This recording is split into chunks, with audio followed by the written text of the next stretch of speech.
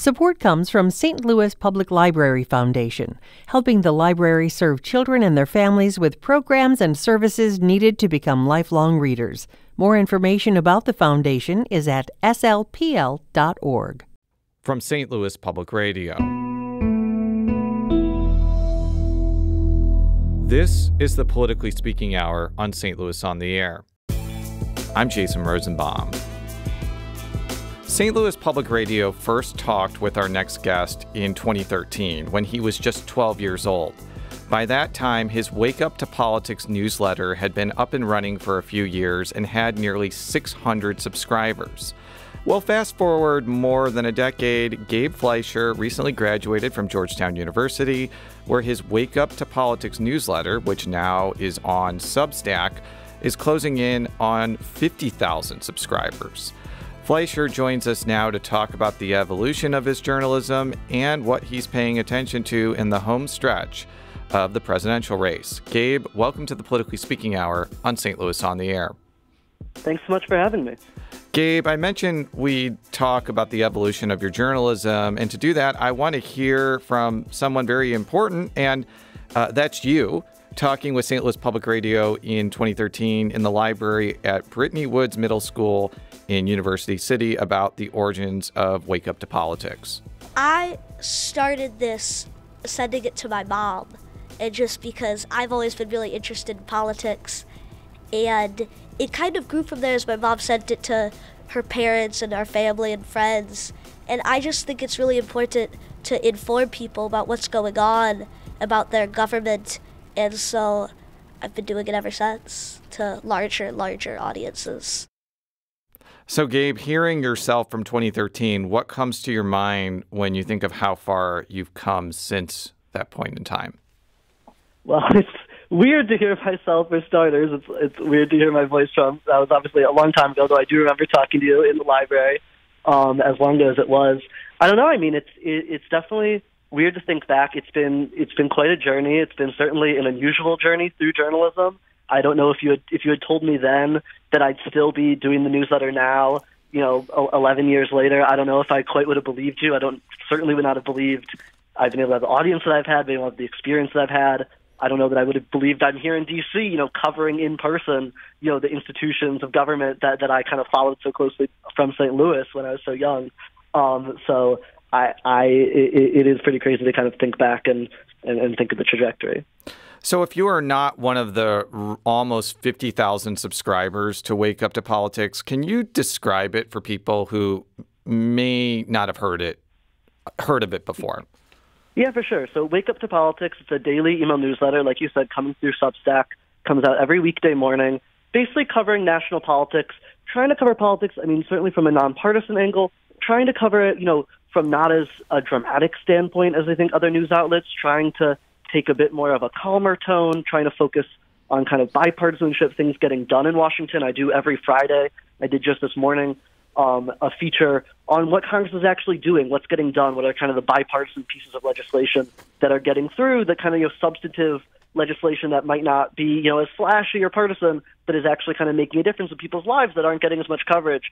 That's a big feature of the newsletter that I focus on every day, and especially every Friday. But it's kind of just trying to cover politics from that kind of angle, trying to give people a place where they can stay informed and follow what's going on in national politics, but not in a way that makes them feel so exhausted or angry or depressed all the time, even though obviously there can sometimes be a lot of depressing stuff going on. As a former state government reporter who covered the legislature in Jefferson City, I'm curious about what your process is for writing about Congress, given that the House and Senate operate in kind of an opaque and confusing manner. Like, how do you go about doing what you do when you write about Congress?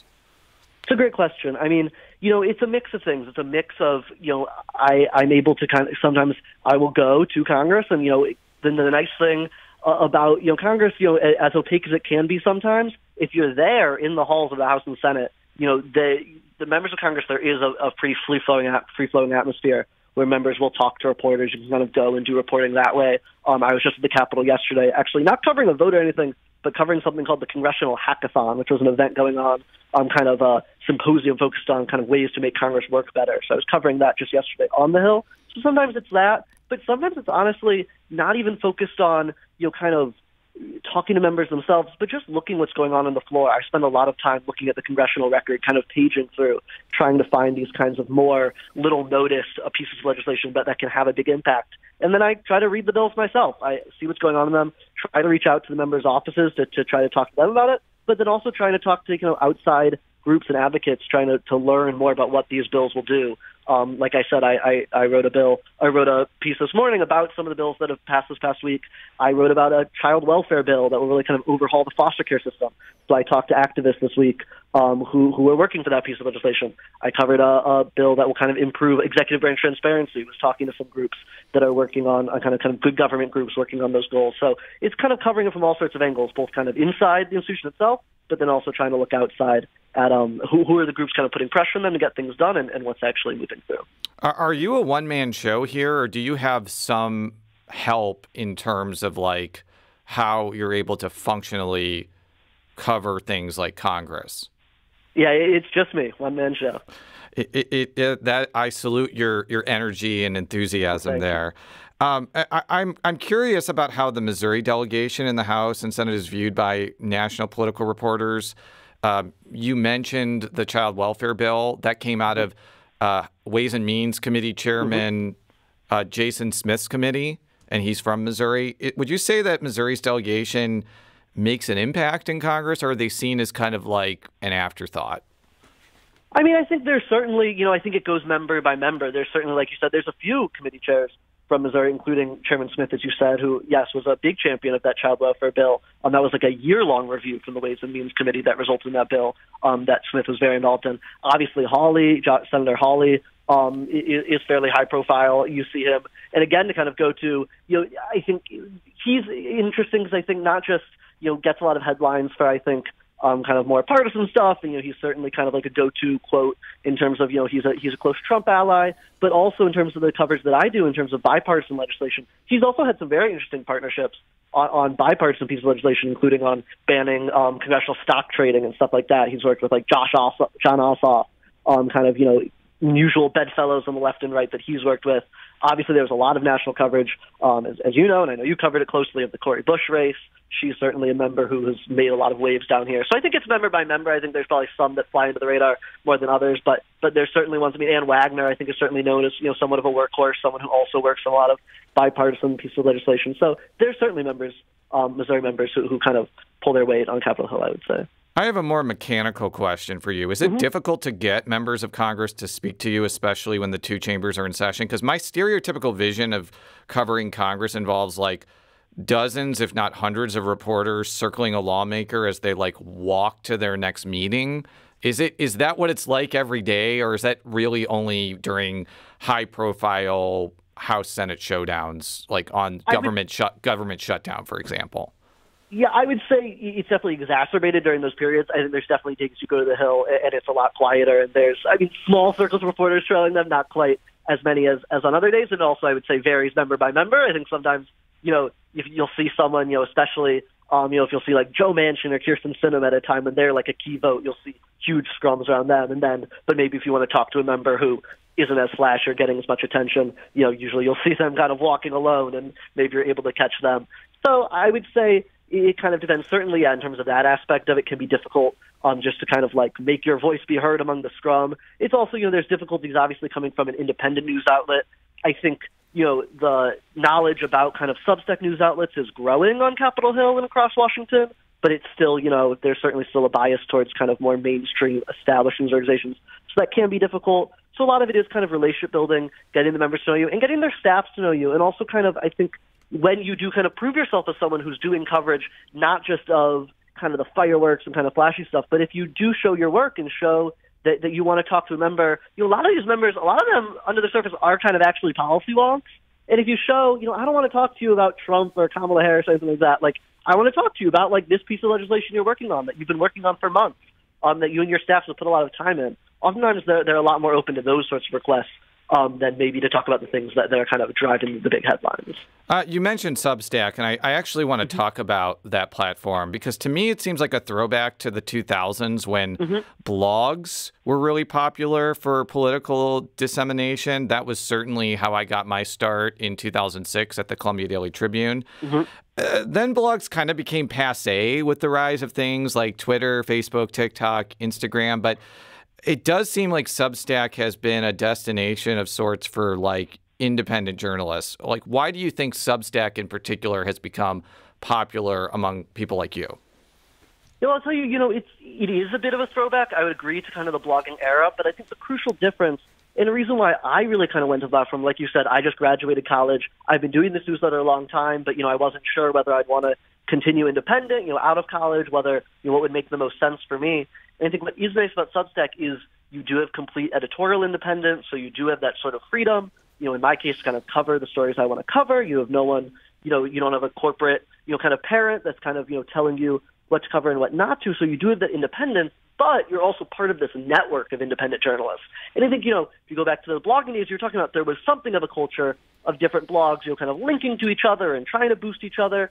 But there was no kind of institutionalized platform where independent writers could all be on together. You can, really boost your readership a lot by, there's all these sorts of network effects and recommendation features where, I can recommend other people's newsletters. They can recommend mine. So when people are signing up for my newsletter, they'll see other independent writers I like that they might want to read, and vice versa when they sign up for their newsletters.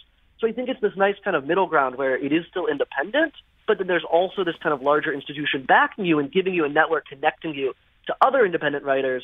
So it's a bit of a middle ground, I would say, between kind of, being totally out on your own, but then, kind of being in kind of a larger institution.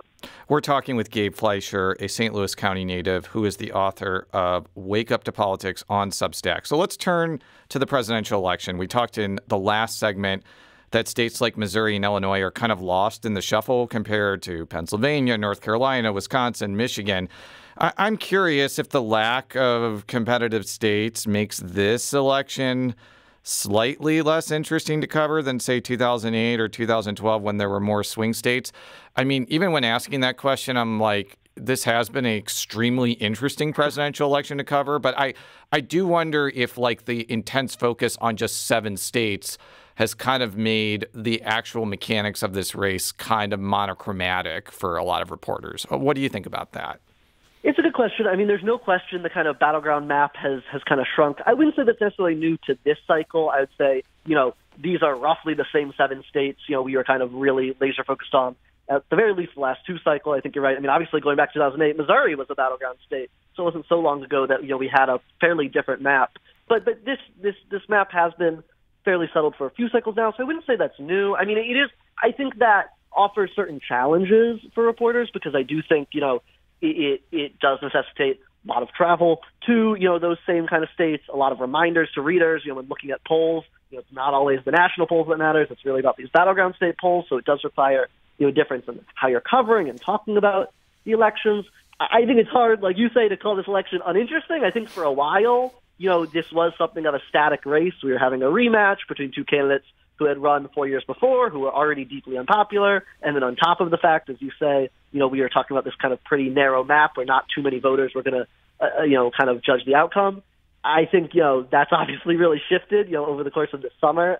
So I wouldn't quite say it's been an uninteresting race to cover. It's between assassination attempts and candidates dropping out and coming in at the last minute. It's been a pretty hectic campaign, but I think you are right. Certainly one that at the end of the day is really going to be confined to only a few states. Yeah, I'm just pouring one out for the North Carolina political reporters after what happened yesterday with the Republican gubernatorial candidate Mark Robinson's things that he allegedly did. But let's talk about Missouri. Like, Missouri is being watched nationally for another reason. It is one of a number of states that has a ballot measure to legalize abortion. I believe Florida and Arizona also have similar measures that would protect abortion rights. There are a couple of polls out this week showing what's known as Amendment 3 would pass. How much do you think the issue of abortion rights could matter as kind of a trickle-down effect in the presidential race, given that a lot of the swing states have similar abortion measures on the ballot? I think it's the abortion as an issue is certainly going to have a huge impact, and we saw this in 2022. Even voters who kind of disapprove of the Biden-Harris administration's performance, and might be kind of skeptical of them, but are really supportive of abortion rights. That was kind of a key issue in 2022 that really swung people over to the Democrats' column. I think, it's hard to be sure with the ballot initiatives. As you say, there are a lot of battleground states that will have them on the ballot. But I think, we know better than anyone in Missouri that, states can vote in really kind of progressive ways on ballot measures. We've seen that in Missouri several times, with kind of right-to-work amendments and with medical marijuana and things like that, where there are kind of ballot issues that go in kind of the more liberal-leaning direction, but voters are really comfortable kind of splitting their ticket, so to speak, and kind of voting that way on ballot initiatives, but at the same time voting for, in Missouri's case, Republicans, all the way down the ballot. So I do think, I'm hesitant to say it's necessarily going to be the clincher, because I do think we have a lot of evidence that voters are really comfortable kind of splitting their ballots in that way. I think there's no question, though, it's an issue that's really motivating Democrats. So you see a lot of Democrats are really happy. It certainly can't hurt Democrats, and I think certainly won't help Republicans.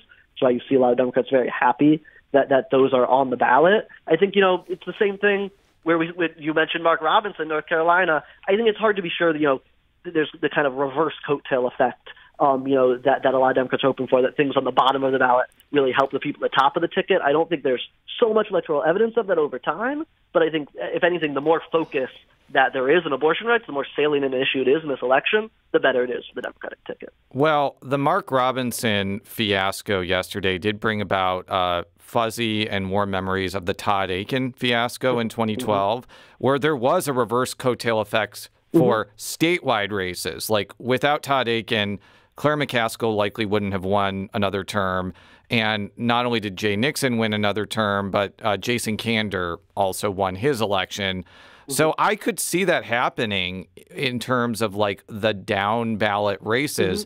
But it should be noted that Todd Akin imploded in a year that Mitt Romney won by 9 percentage points in Missouri. So I could see a scenario where that doesn't really play a role in whether Trump or Harris win. What do you think of my rambly but historic observation there?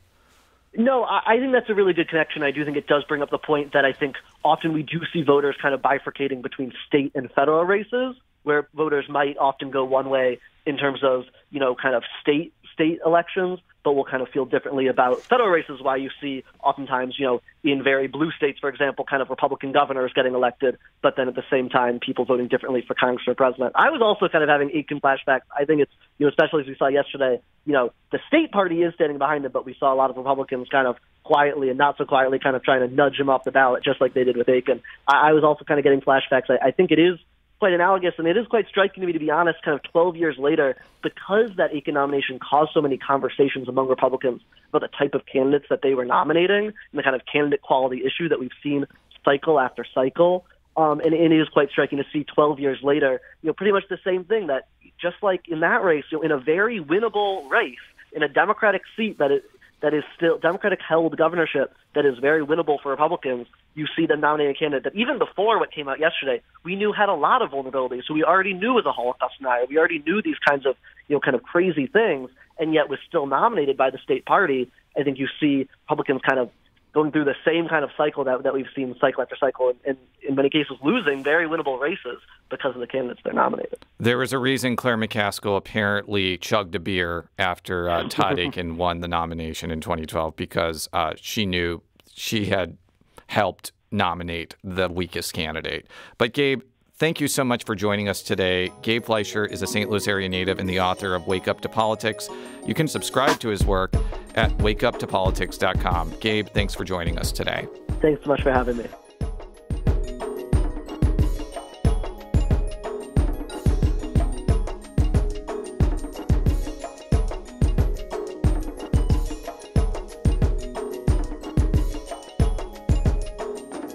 Today's episode was produced by Alex Hoyer and Jason Rosenbaum. Our audio engineer is Aaron Dorr. This podcast was mixed and edited by Aaron. St. Louis on the Air is a production of St. Louis Public Radio. Understanding starts here.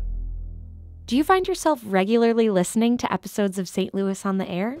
Suggest us to a friend you think might enjoy our conversations. And leave us a review and rating on Apple Podcasts on the App Store. It's the simplest way to help people discover our show. Thanks. St. Louis Public Radio is a member-supported service of the University of Missouri St. Louis.